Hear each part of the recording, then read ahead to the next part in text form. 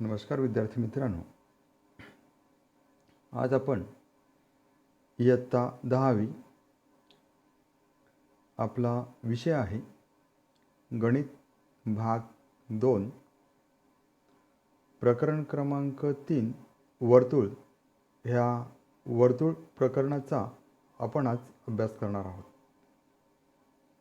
अभ्यास सुरुवात करण्या अगोदर आपण वर्तुळाविषयी आत्तापर्यंत जे काही भाग घटक शिकलेला आहोत त्यांचा थोडक्यात आपण रिवाइज करूया, उजळणी घेऊया. प्रकरण 3 वर्तुळ. आपल्याला समोर एक आकृती दिसते. साधारणतः त्या आकृतीमध्ये आपण जर बघितलं तर बिंदू P हा वर्तुळाचा केंद्रबिंदू. ह्या केंद्रबिंदूमधून CD ही रेषा काढलेली आहे. त्या CD रेषेला आपण जीवा असं म्हणतो. परंतु ती जीवा जर वर्तुळ केंद्रातून जात असेल तर त्या रेषेला म्हणजेच रेषाखंडाला व्यास असं म्हटलं जातं. रेख PA ही झाली त्या वर्तुळाची त्रिज्या. आकृतीमध्ये रेख CB ह्या रेषाखंडाला जीवा असं म्हटलं जातं. या ठिकाणी आपण एक तक्त्याच्या स्वरूपात थोडंसं माहिती घेऊया. इथे रिकाम्या जागा दिलेल्या आहेत. तुम्ही तुमच्या वहीमध्ये हा तक्ता आखा, आकृती काढा आणि एकदा लिहून घ्या. जीवा म्हणजे ह्या रिकाम्या जागेत आपण जर आकृतीत बघितलं तर रेख BC, रेख PA आकृतीमध्ये बघा, रेख PA ही झाली त्या वर्तुळाची त्रिज्या. व्यास ह्या ठिकाणी येईल रेख CD. पुन्हा ठिकाणी आपल्याला त्रिज्या हा शब्द विचारलेला आहे. एकतर ह्या वर्तुळाची त्रिज्या म्हणजे रेख PA, रेख PC, रेख PD ह्या तीनपैकी कोणतंही नाव त्या ठिकाणी लिहिलं तरीही चालेल. पुढे विचारलेलं आहे केंद्र. बिंदू P हा वर्तुळाचा केंद्र. केंद्रीय कोन. केंद्रीय कोन म्हणजे काय, तर ज्या ठिकाणी त्या कोनाचा शिरोबिंदू हा वर्तुळाचा केंद्रबिंदू असतो. म्हणून कोन APD हा 1 किंवा कोन CPA. अशा प्रकारे केंद्रीय कोन ह्या आकृतीमध्ये आपल्याला 2 आहेत हे सांगता येतं. पुन्हा ठिकाणी विचारलं आपल्याला कोन CPA, तर हा अर्थातच केंद्रीय कोन आपल्याला सांगता येईल.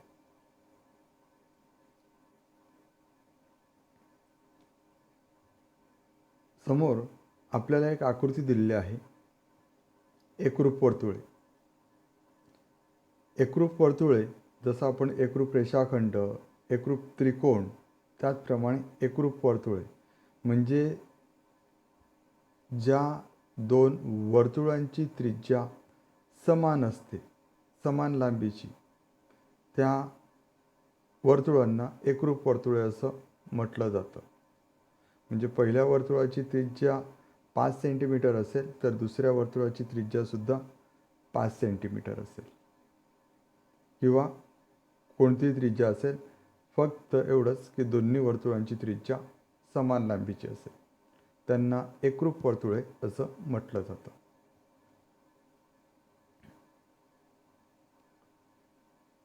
समोर आपल्याला एक आकृती दिसते. ह्या आकृतीमध्ये हा जर आपण बिंदू बघितला तर हा झाला वर्तुळाचा केंद्रबिंदू, ह्या लहान वर्तुळाचा.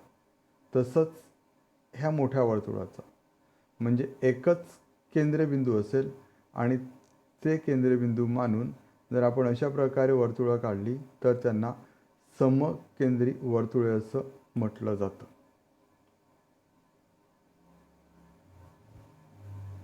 छेदणारी वर्तुळे.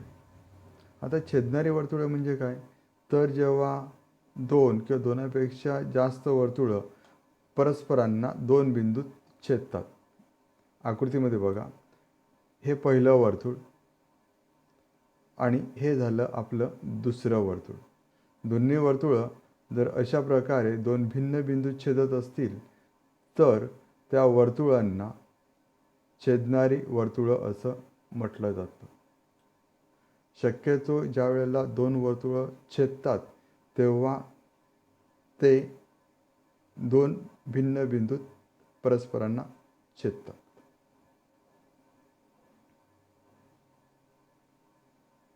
एका बिंदूतून जाणारी असंख्य वर्तुळे असतात. आता जर आपण प्रत्यक्ष कृती करून बघितलं तर समोर आकृती दिली आहे बघा. बिंदू ए हा एक बिंदू, त्यामधून पी केंद्र असलेलं एक वर्तुळ काढलं.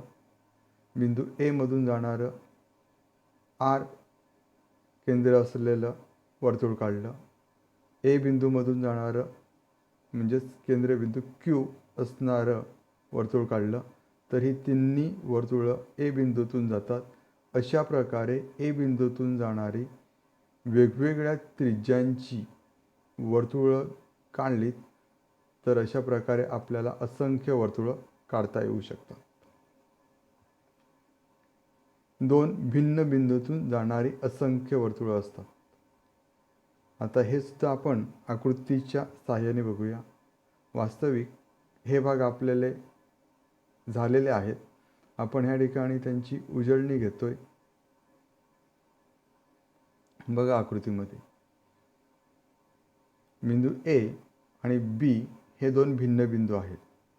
मग या ठिकाणी आपण अशा प्रकारे हे एक वर्तुळ काढलं जे ए आणि बी या दोन्ही बिंदूतून जात आहे. तसंच हे दुसरं वर्तुळ घेतलं आपण, तर हे दुसरं वर्तुळ काढताना सुद्धा बिंदू बी आणि बिंदू ए ह्या दोन्ही बिंदूतून जाईल अशा प्रकारे आपण काढलेलं आहे. अशा प्रकारे ए आणि बी ह्या दोन भिन्न बिंदूतून जाणारी आपल्याला असंख्य वर्तुळं काढता येतात.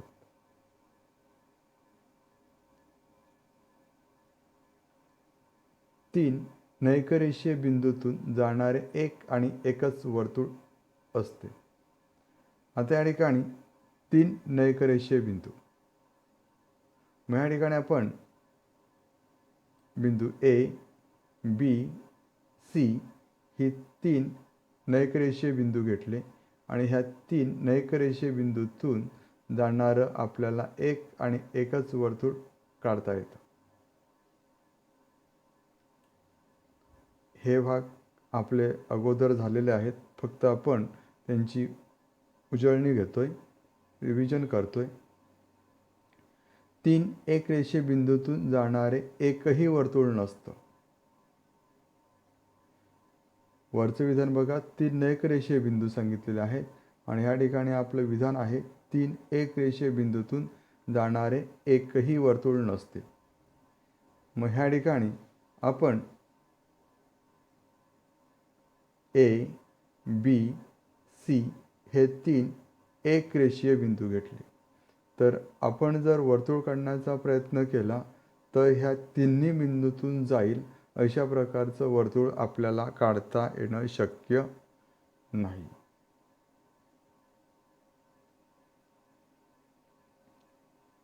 आणखीन वर्तुळांचा गुणधर्म बघूया, जो आपण इयत्ता 8वीमध्ये 9वीमध्ये अभ्यासलेला आहे. वर्तुळाच्या केंद्रातून जिवेवर काढलेला लंब जिवेला दुभागतो. ह्याच्या गुणधर्माची आपण आकृती, पक्ष, साध्य आणि सिद्धता अगोदरच्या इयत्तामध्ये शिकलेलो आहोत. फक्त थोडक्यात आपण आकृती बघूया. ह्या ठिकाणी बिंदू ओ हा वर्तुळाचा केंद्रबिंदू, रेख ए बी ही वर्तुळाची जीवा, ह्या जीवेमधून ओ पी हा जीवेवर टाकलेला लंब, हा जर लंब असेल तर तो जीवेला दुभागतो.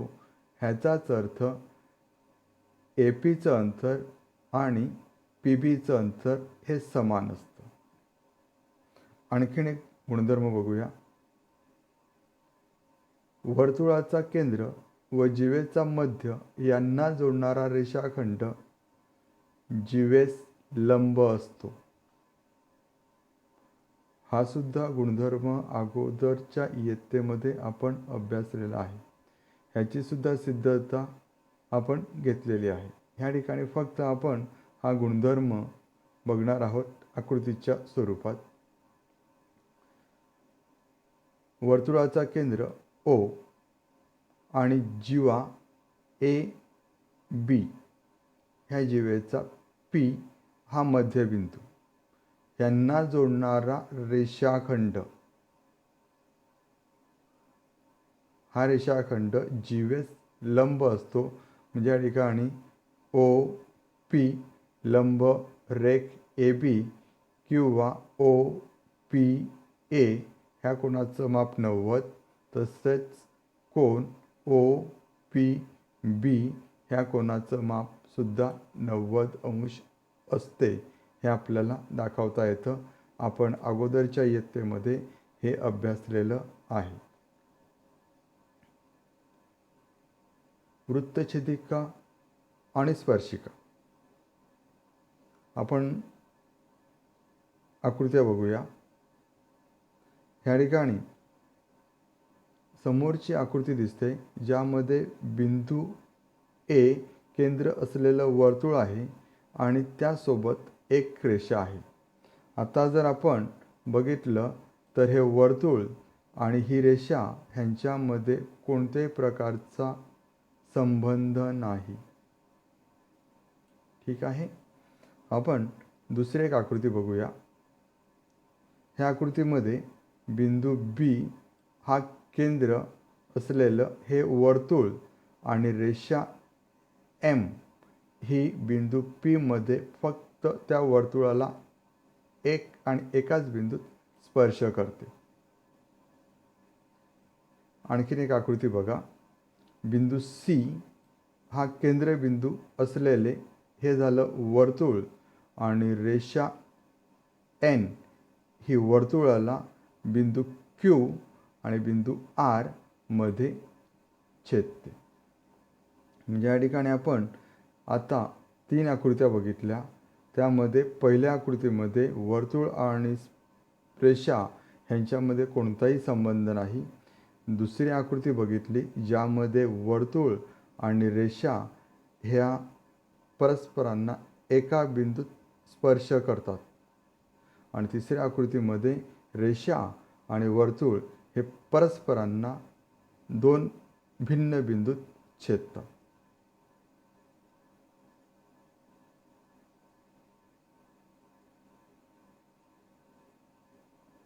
आता आपण स्पर्शिका त्रिज्या प्रमेय हे अभ्यासणार आहोत. आपल्या पाठ्यपुस्तकामध्ये पान नंबर 51 ह्यावर ह्या प्रमेयाची आकृती, पक्ष, साध्य, सिद्धता दिलेला आहे. आपण अभ्यास करत असताना आपल्यासोबत जर ते ठेवलं तर आपल्याला अधिक चांगल्या प्रकारे ते समजेल. वाक्य बघूया. वर्तुळाच्या कोणत्याही बिंदूतून जाणारी स्पर्शिका तो बिंदू केंद्राशी जोडणाऱ्या त्रिज्येला लंब असतो. वाक्य पुन्हा बघा. वर्तुळाच्या कोणत्याही बिंदूतून जाणारी स्पर्शिका तो बिंदू केंद्राशी जोडणाऱ्या त्रिज्येला लंब असते. मग ह्या ठिकाणी आपण आकृती बघूया. आकृतीमध्ये बिंदू ओ हा केंद्रबिंदू,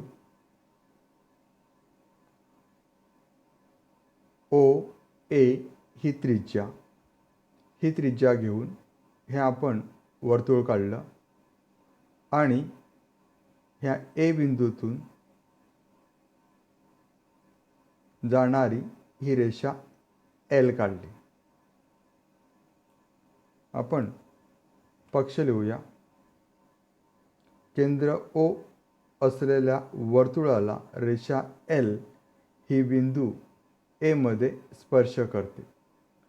रेख ओ ई ही त्रिज्या आहे. मग पुन्हा एकदा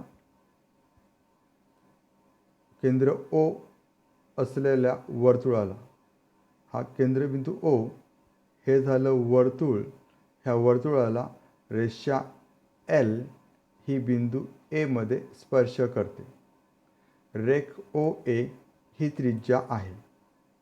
आपल्याला साध्य करायचं आहे की रेषा एल लंब त्रिज्या ओ ए.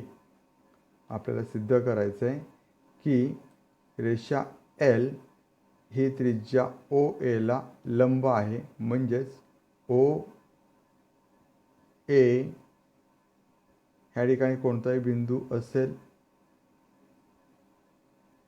तर ह्या कोणाचं माप 90 अंश असते हे आपल्याला दाखवायचं आहे.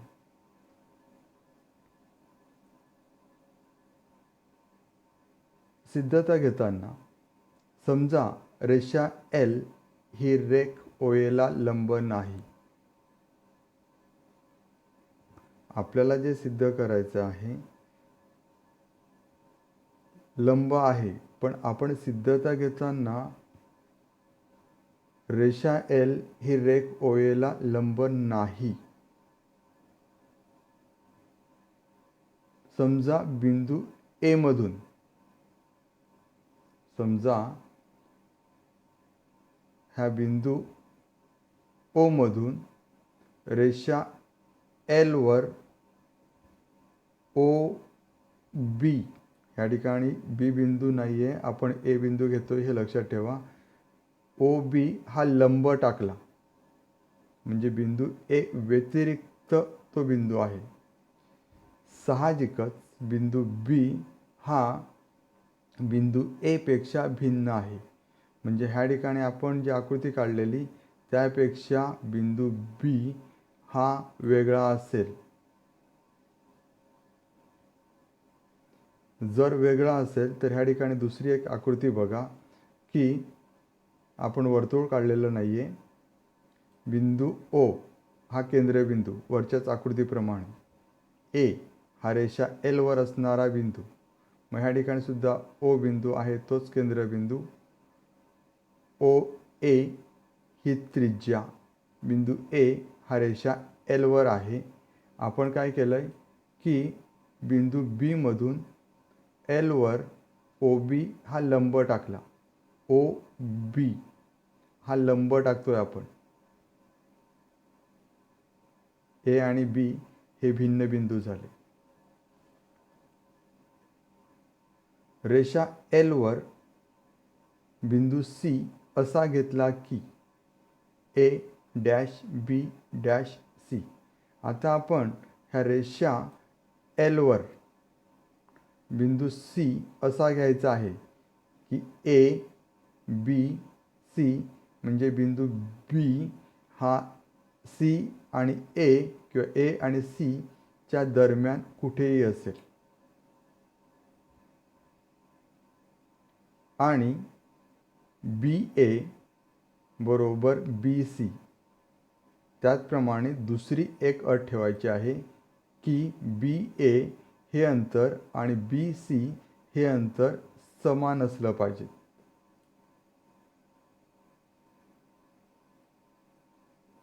आता आपण आकृतीमध्ये बघा, त्रिकोण ओ बी सी हा वरचा त्रिकोण आणि ओ बी ए हा दुसरा त्रिकोण. ह्या दोन्ही त्रिकोणांमध्ये रेख बी सी एकरूप रेख बी ए. रेख बी सी एकरूप रेख बी ए म्हणजे बी सी आणि बी ए हे एकरूप झाले, कारण या ठिकाणी आपण ही रचना केलेली आहे, दोन्ही समान आहेत.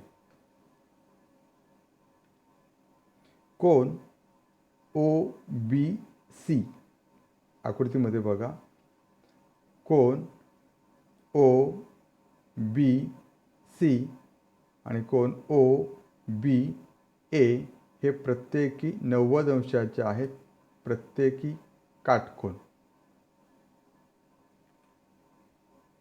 रेख ओ बी एकरूप रेख ओ बी आकृतीमध्ये जर बघितलं तर रेख ओ बी एकरूप रेख ओ बी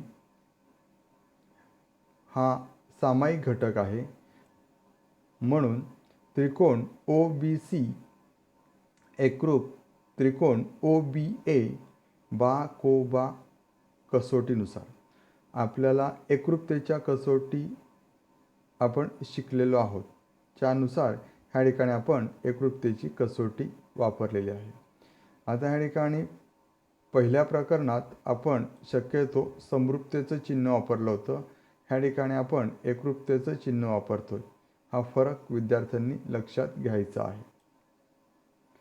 जर दोन त्रिकोण एकरूप आहेत तर ओ सी बरोबर ओ ए. जर ओ बी सी हा त्रिकोण आणि ओ बी ए हा त्रिकोण हे दोन्ही त्रिकोण जर बा को बा कसोटीनुसार एकरूप आहेत तर रेख ओ सी आणि रेख ओ ए हे दोन्हीही एकरूप होतील, सारख्याच मापाचे होतील. परंतु रेख ओ ए ही त्रिज्या आहे. आपण पक्षामध्येच बघितलेलं आहे की रेख ओ ए ही वर्तुळाची त्रिज्या आहे, म्हणून रेख ओ सी ही सुद्धा त्रिज्या होईल. जर ओ ए त्रिज्या आहे तर ओ सी सुद्धा त्रिज्या होईल. बिंदू सी हा वर्तुळावर असेल. जर वाक्य बघा पुन्हा एकदा, रेख ओ सी सुद्धा त्रिज्या होईल, म्हणजे या ठिकाणी ओ सी ही त्रिज्या असेल, ओ सी ही त्रिज्या असेल. जर त्रिज्या आहे तर हा बिंदू सी हा वर्तुळावरच असला पाहिजे, म्हणजे बिंदू ए आणि बिंदू सी हे दोन्ही बिंदू वर्तुळावरच असले पाहिजे. म्हणजे रेषा एल ही वर्तुळाला ए आणि सी या दोन बिंदूत छेदेल. म्हणजेच काय, तर रेषा एल ही जी रेषा एल आहे, ही रेषा एल ह्या वर्तुळाला ए आणि हा बिंदू सी हा रेषा एल वरच आहे, इथे कुठेतरी असेल. हा सुद्धा वर्तुळावरच असला पाहिजे, म्हणजे दोन्ही बिंदू वर्तुळावरच आहेत आणि ते वर्तुळाला छेदतील. हे विधान पक्षाशी विसंगत आहे. आता आपण जे विधान केलं की बिंदू ए आणि सी दोन्ही बिंदू वर्तुळावर आहेत, असले पाहिजेत किंवा ते छेदतायत, परंतु हे जे विधान आहे हे पक्षाशी विसंगत आहे, कारण रेषा एल स्पर्शिका आहे. आपण पक्षामध्ये सांगितलं होतं की रेषा एल ही स्पर्शिका आहे आणि जेव्हा स्पर्शिका असते तेव्हा ती फक्त एकाच बिंदूत वर्तुळाला स्पर्श करते, छेदत नाही. अगोदरच आपण गुणधर्म बघितलेले आहेत. म्हणजे रेषा एल वर्तुळाला एकाच बिंदूत छेदते, एकाच बिंदूत फक्त छेदेल. मग तो ए असेल, बी असेल, सी असेल किंवा कोणताही असेल, पण एकाच बिंदू. रेषा एल ही त्रिज्या ओ एला लंब नाही. रेषा एल ही त्रिज्या ओएला लंब नाही हे असत्य आहे. आपण मानलं होतं की रेषा एल ही ओएला लंब नाही, हे असत्य झालं. म्हणून रेषा एल लंब त्रिज्या ओ ए. अशा प्रकारे आपल्याला ही सिद्धता पूर्ण करता येते. थोडंसं सिद्धता ही वाक्यांच्या स्वरूपात आहे, शाब्दिक आहे, तर 1 ते 2 वेळा ती पूर्णच्या पूर्ण सिद्धता अभ्यासा, जेणेकरून तुम्हाला ती चांगल्या प्रकारे करता येईल. 1-2 वेळा सराव केलात तर नक्कीच तुम्हाला ती चांगल्या प्रकारे लिहिता येईल.